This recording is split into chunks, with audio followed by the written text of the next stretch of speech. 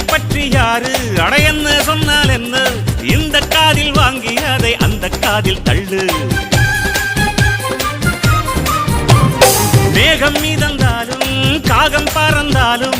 ஆகாயம்தான் அழுக்காக ஆகாதுன்னு சொல்லு பூ பந்தை யாரும் நீரில் பத்தித்தான் வச்சாலும் வந்து வரும் தண்ணி மேலதான் ஆட உன்னை யாரும் ஓரம் கட்டித்தான் வச்சாலும் தம்பி வாடா வந்து போடத்தான்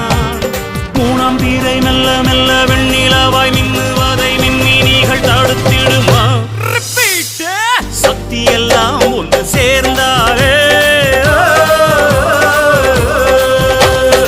சொர்க்கம் வரும்